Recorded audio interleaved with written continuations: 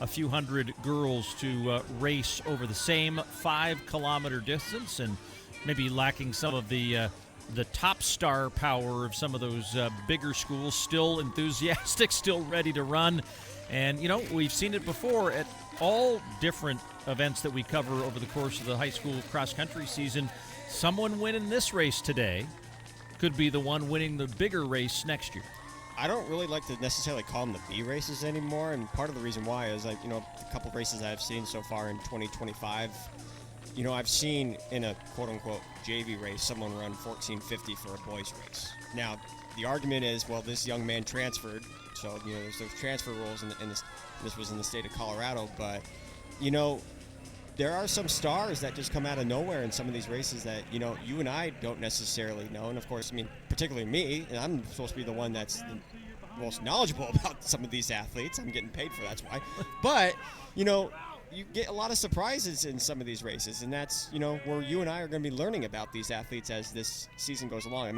You said it. This is kind of still like the early part of the year because the national championships aren't till December. So, a lot can change from October 4th today to, December 10th, December 11th, or whenever those championships are.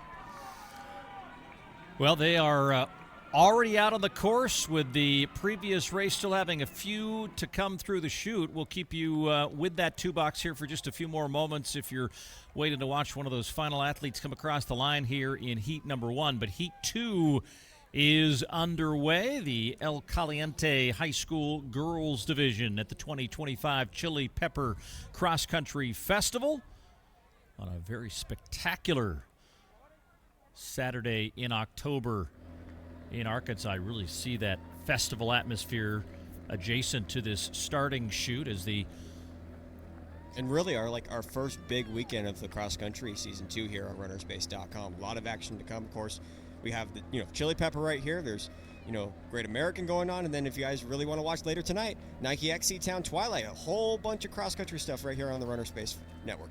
Running busy all the way through that championship season, as we'll have some of the best racing at both the high school and collegiate, and before too long we'll be heading indoors as well, as the seasons really never end.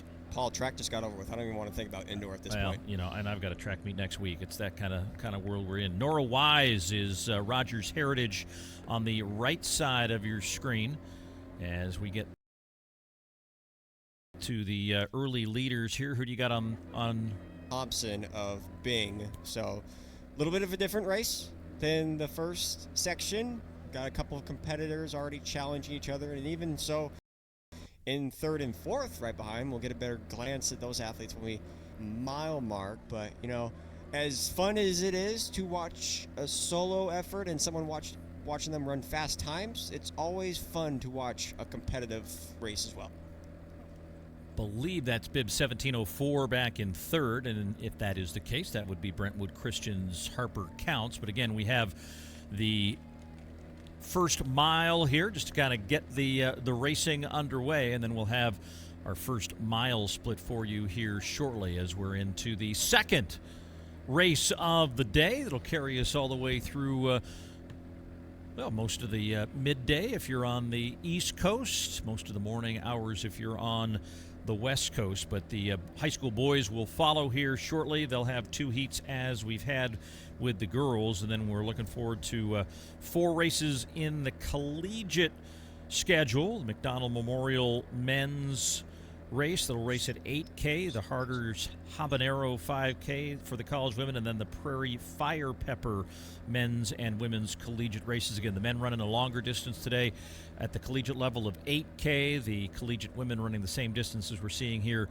at the high school level at 5 kilometers. So it's a different setup for that collegiate women's race, as we see on that athletic course tracker, and also you see on the elevation tracker moving to the southernmost part of this course. Make the turn up, and then they'll wind their way around to that 1 mile timing mat, and we'll get the field. I might have spoke a little too early too, Paul. This race is opening up a little bit here early on here. Well, it was competitive for the first 800 meters, more so than we saw in the last race. But this is not an 800-meter race, Paul. This is true. This is true.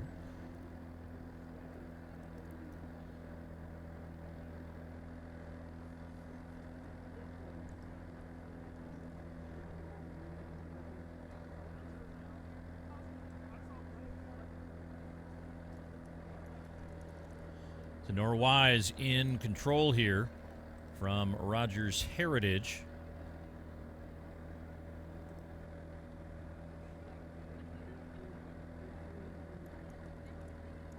And one of the things I really do like, when we have brought in this drone coverage within the last year or so is just, to give people an idea of what these courses really look like. And, you may not necessarily know what the elevation gain is of these races. I mean, some courses, yes, you do get a sense of what those uphill climbs look like. I'm thinking, of course, Terre Haute. That's a course where you can definitely see the uphill climb.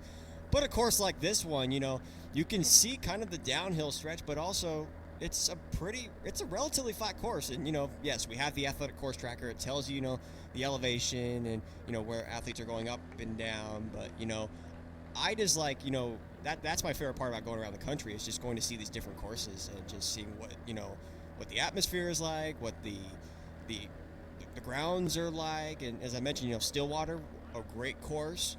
Nuttycombe has a great course as well. Those are great championship courses.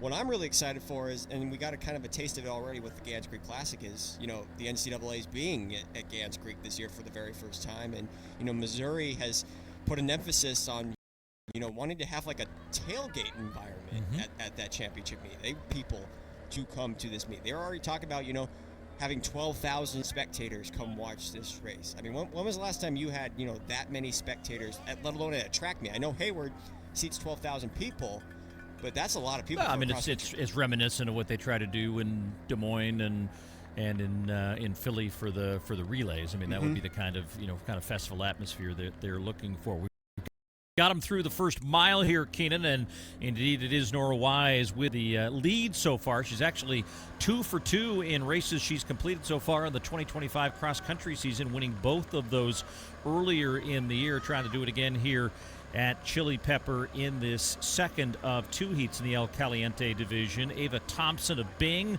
running in second. She's about 10 seconds back of Wise, been trying to close that gap. We saw her maybe closing that gap going into the mile, but now we see Wise turning on the jets just a little bit as Thompson's still there in the background, but the lead, again, was about 10 seconds at the mile mark. Harper Counts, Brentwood Christian in third, Sophie De Silva of St. Agnes Academy in fourth, and Kevin Kelly of Rush Running Company is racing in the 5th spot in the order through that first mile. So keep a close eye on Ava Thompson of Bing and then Sophie De Silva of St. Agnes Academy, because both those teams have 4 athletes across that line, so that might be the team race right there. And again, depending on where those low sticks are towards the end of this race. Of course, right now you have Bing's Thompson right there in that second position, and then for that first mile was De Silva in fourth. So keep a close eye on how those two do out front, but also what 2, 3, 4, and 5 do as well throughout the middle of the race. Do you think anyone watching at home under the age of 20 knows what we're talking about when we say low stick? It's a good thing Google exists. Yes, it is. For those who don't know, they used to hand out popsicle sticks when they finished the race as your place. When I was in high school, they did that. That was 8 years ago. Well, times have changed. Do you want me to ask you how long high school was for you? It'd be the last question you ask today. As we get our live results up for you on the board through that first mile. And again, they're well on their way towards the second loop around this course. Bing with the team lead with 85 points. St. Agnes Academy with 129 points. You can see the top 3 on the leaderboard with Wise, Thompson, and Counts, with that delta between first and second at about 10 seconds, and Thompson with about a 3-second lead again at the mile mark over Harper Counts of Brentwood Christian. But eerily reminiscent of what we saw in the first race, Keenan, on the day, as we've got a breakaway star in this second heat, and that is Nora Wise. Again, mentioned her success here already, the sophomore at Rogers Heritage High School, ran her lifetime best at the Missouri Southern Stampede back on September 20th, and then backed up that win, winning the varsity race in the McDonald County Meet at the Rock, as those both covered the 5,000-meter distance. Just kind of great to see, kind of early momentum for some of these younger athletes. And, maybe you're not going to win every race throughout the season, but you can kind of click off some of these early victories in some of these lower division races. And, suddenly you're now in the conversation for bigger and brighter opportunities, either at the tail end of this season or taking that momentum into the indoor and outdoor season. Well, you pointed out earlier, some of these athletes that are, running in these varsity races. I look at someone like, Nora Wise, who ran in the open race last year, 20:44, and is well ahead of where she was at last year. Again, she didn't even run under 19 minutes till the Arkansas State meet last year, and she's already, come close to breaking 18 minutes in mid-September. So, again, athletes, especially at the high school level, you see it. They take, a big jump from, some of their freshman and the sophomore seasons because, one, they get, stronger, and they get, legitimate training in. After, you as a freshman, you enter that first high school season, you're maybe running 25, 30 miles a week, and that's, for some of those freshmen, that's quite a bit. But, the next year, you kind of add, maybe another 10 miles. So you're running about 35, 40 miles a week. So there's growth, there's maturity when it comes to racing, as anybody would know. But, this is a good opportunity to kind of see where, Nora is at this early in the season, knowing that, she is leaps and bounds ahead of where she was at last year.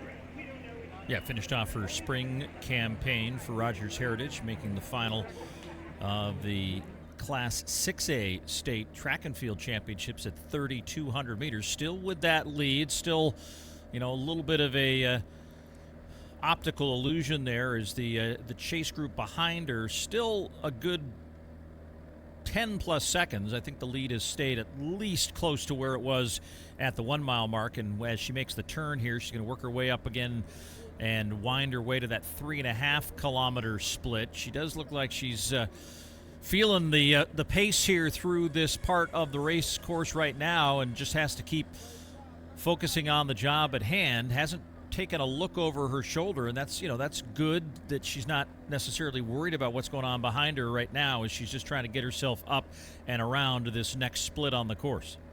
Well, and she made that last, and it's relative when I say this, steep climb. That's the steepest climb of the entire course, is that southernmost part of that course. And, yes, there, as you can see on the athletic course tracker, there is a little bit of an uphill climb towards the end, but, really it's kind of just downhill and flat all the way towards that slide. So, as her coach, I would just tell her to stay relaxed and, just remain focused on these last, 1.5 kilometers, because you're right there. And after those 2 miles, after one, you start that first mile at a relatively quick pace. That second mile is a little bit slower, and then how can you hang on for that third and final mile, whether it's you're relying on strength, whether you're relying on your fitness or your speed, just finding a way to close out the race the best way possible. Oh, one of the nice designs of this course, too, for these high schoolers, as you can start to see it now, she was kind of out and away from the fan base there for a stretch, but now she comes through that 3.5 kilometer section here, and we'll await the updated time for her through 3.5 kilometers. She's still in total control of this race with a little more than a kilometer to go. It looks like 12:25 or so. Just scrolling through here and just looking at some of the names that have populated. Yeah, I think they caught on our live results some of the runners in the back of the pack through the first mile, but counted them as 3.5 kilometers. So Nora comes through in 12:25.1, and Ava Thompson now 20 seconds back of her, with Harper Counts in third, and then Caitlin Sawyer has moved up into the top 5, just ahead of Sophie De Silva. So 10-second lead after a mile, doubled that up here over the course of the next part of the race, and Nora Wise of Rogers Heritage in control here, just as we saw in the first race, and now just trying to get herself to the finish line and hold on to this lead and take another victory. I mean, if you can keep winning, the confidence continues to grow, regardless, of who you race against. And, yes, we mentioned this, Paul. This is the B race. I don't necessarily like to call that because sometimes you have Heat 2, or Section 2. Sometimes our producers like to yell at him about that stuff all the time. But that, needless to say, you can get more and more wins that pile up as the season goes along. That confidence continues to build. And again, regardless of the competition, you pick up that third win in the season. It's like, all right, now let's, what can I do for myself for the rest of the season? How can I, put myself in the conversation? Maybe I can go win a state title next year. I mean, she was fourth in her state championship last year. So how can I improve upon a fourth place finish, which you can't really improve upon a ton because there's only 3 spots ahead of you. But, maybe that goal for her is to win the state title this year. Saw Thompson come up and onto the roadway as the leader Wise gets back onto the full grassy side of the race course here, but in the closing stretches now of this 5-kilometer distance, she's covering for the soon-to-be victorious race on the day. And good shot back now. You can see Thompson in the background, but that lead continues to be well over 20 seconds. Okay, I'm glad you guessed it because I wasn't going to guess it this time because I got it wrong the last. Yeah, I just it just doesn't look like she's given anything back here so far. And now moving into that, that confines here, kind of splitting the festival into that tent city that pops up. And we talk about the thousands of runners that are participating here. It's, it was a morning to get here, get your tent up, and get settled. And as these runners come through, a chance for some of these parents, family members, coaches, spectators, kind of interested parties to start to cheer these young women to the finish line, which is where Nora Wise hopes to be here in just a few moments to wrap up the victory in her section of the El Caliente High School races. Again, the top heat of the boys to follow at the conclusion of this girls race. But she just looks comfortable and in control. I don't know any other meets in the entire country that have the unique names that the Chili Pepper Festival has. I think El Caliente, McDonald Memorial, Harder's Habaneros, the Prairie. They have certainly embraced their pepper culture. Yes, they certainly have, and that brings the uniqueness of this. We had peppers on the set. We did. I don't know if anybody caught that on our preview show. Well, it's the reason you should go back and watch the entire thing on demand, which we always make these available on demand. Yes, of course, and you should watch these races, and of course, subscribe to Runner Space Plus too. Even though I know this is free thanks to our friends at Hoka, but be sure to tune in for the rest of the season with a lot more coverage here at Runner Space. Yeah, appreciate the support of everyone out there who's supporting these athletes, most importantly, and that was the original vision back in the day, to get more coverage on these events around the country. And now we're at a point where we're showing these high schoolers racing with drones and live course trackers and elevation trackers, and giving them a kind of a broadcast quality that they so richly deserve. And number one participatory sport in high school sports, so it's something these kids deserve. Glad we can deliver it. And we do a great job of it too. Our crew has done a phenomenal job the last couple of years to bring these pictures. And again, how many meets do you get something like this?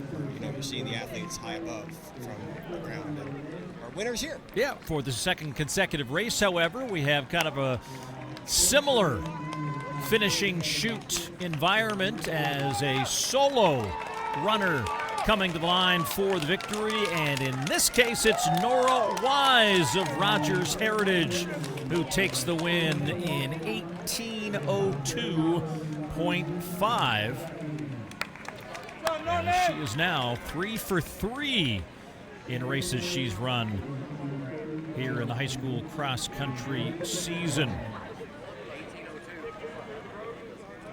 Again, if you can continue to rack up those wins and continue to build that confidence, goes a long way throughout the entire season. And solid effort. I mean, 18 minutes. Of course, when you think the winning time in the first section was, under 17 minutes.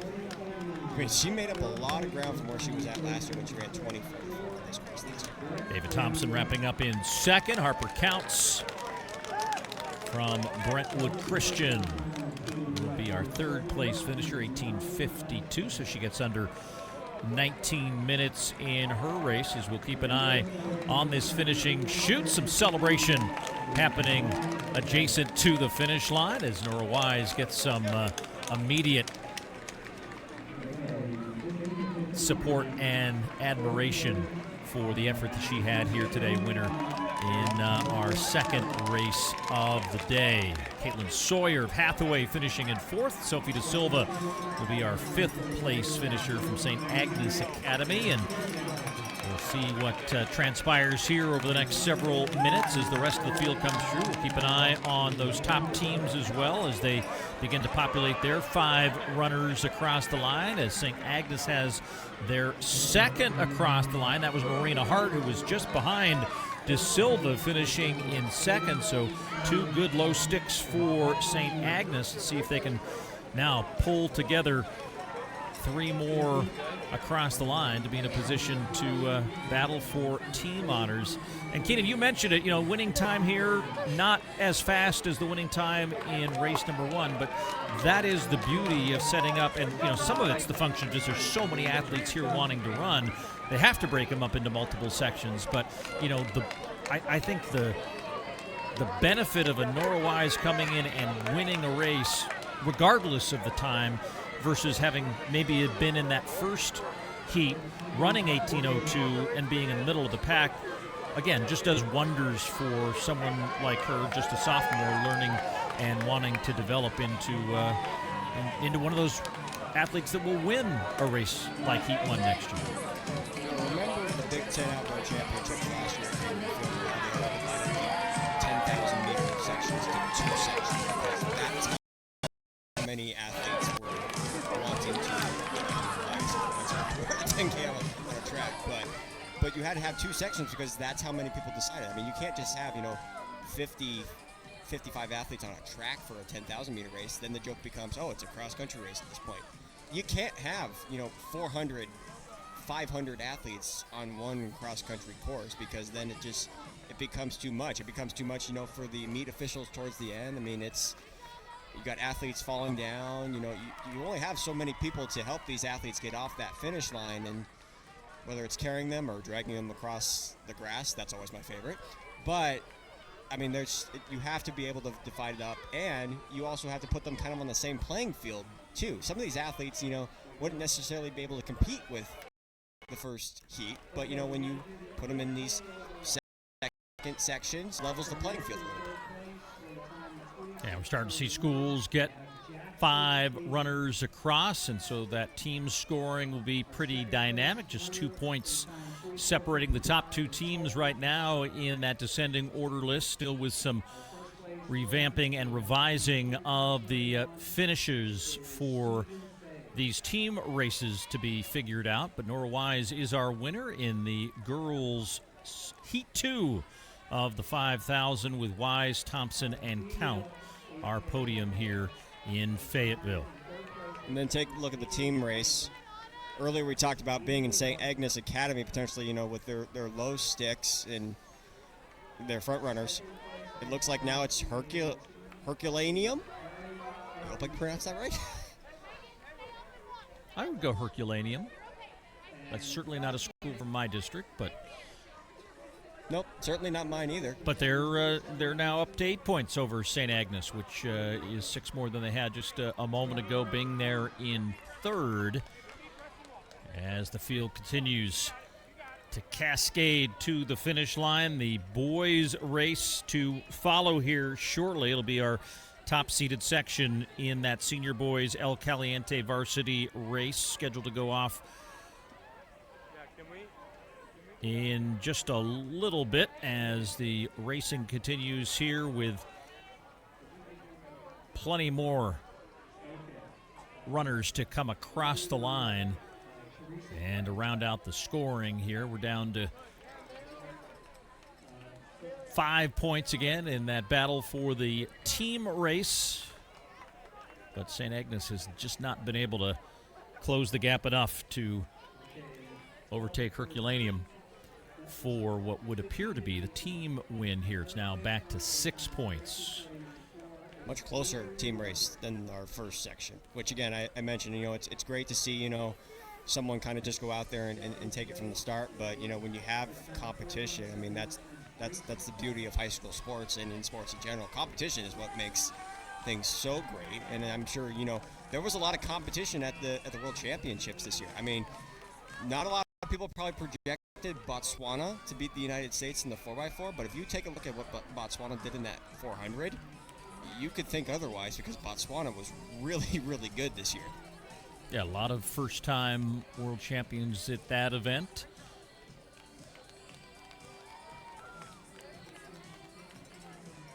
And also first close marathon finishes too, which you normally don't get those, and you get them in cross-country races for sure. But gosh, I mean, I'm curious your thoughts on that marathon finish. In terms of just how close it was. I mean, I know it finishes on a track, but I mean, it was a track finish. Yeah, and that was the cool feature of that marathon in particular. Is I think once those racers got back on the track, it felt like the final lap of a track race, and kind of fitting there that they would have a lean at the line. I think the closest world championship margin of victory that they've ever seen in the 20 editions. Yeah, I mean, and it was the funny thing was they went compared to how close the 100. It was closer than the 100 final, which is mind-boggling. The fact that that was of course that's always the build event that everyone looks forward to, and you expect thousandths of a second to be a difference. But even today when we saw Maggie Bishop and Ava Cornelius, I mean they have the same exact time, so you had to go down to the hundredths of a second for that one. So those races to me are always the fun ones. I mean, as great as it is to see someone go out there and dominate a race, it's those close ones that just make things more interesting. Well, and the recollection of another one of those hundredths of a second margins where Maggie Schmedick for the University of Oregon women, the year that they won the Triple Crown, caught I think the Michigan runner at the finish line in the cross country event, and because she was one place lower than the Michigan gal was the difference in the win, and it was down to hundredths of a second. So that's the beauty of cross country, as well as some of these team scores, which are now solidifying just a little bit. The margin still at 4 points between Herculaneum and St. Agnes, but can be some of those performances down at the 4th and 5th spot in the order that can make all the difference between what the overall finish is for the team. Athletes coming to the line here as the boys are getting set to race here in just a few moments. It's less than 3 minutes away from the scheduled start of this race, and as we saw in the second girls race, just still had a few runners out on the course, and we were already out and away with our second race, very reminiscent of what we see at things like the Penn Relays, where they just are one race on one side and the next race is going. And I think we have a lot of cross-country meets like that. What's the one in SoCal you guys covered? Mount Sac, where it's just there's like 3 races at one time. Oh no, sorry, Woodbridge. That's Woodbridge. Right. Yeah. Sorry, yeah. I mean Woodbridge. That's that's that's kind of our season opener when it comes to the fall cross-country season. After completing a long track season, Woodbridge to me is really kind of the start of the cross-country season. Even though I know, and I say that now because we're not normally this late into the track season in mid-September. Heck, the para championships are still going on in New Delhi right now. All right, Keenan, we're going to see on the bottom of our screen here is the boys' team's getting ready to roll. What do you want to say about this race before we get it going? So from the first race on the girls' side, it was more of an individual perspective. This race, to me, is completely wide open on an individual standpoint. And the reason I say that is because there's a lot of names that, we don't necessarily know a ton about them. And some of them are, new to us. Some of them are new to our audience that are tuning in here on runnerspace.com. And really some of them are young. Like some of these guys are just getting their high school careers going, and the first two that come to mind are brothers Brian Burns and Sean Burns, which if anybody recognizes the Burns last name, and of course right now Connor Burns at the University of Oregon, a great standout athlete at Southern Boone when he was in high school in Missouri. But those two I expect to kind of be leading the effort here, and especially for Bentonville, which Bentonville has an opportunity to sweep team titles in these El Caliente races. But I also want to point out the fact that you got some guys that are from the outside of Arkansas, like an Ethan Garza, who's already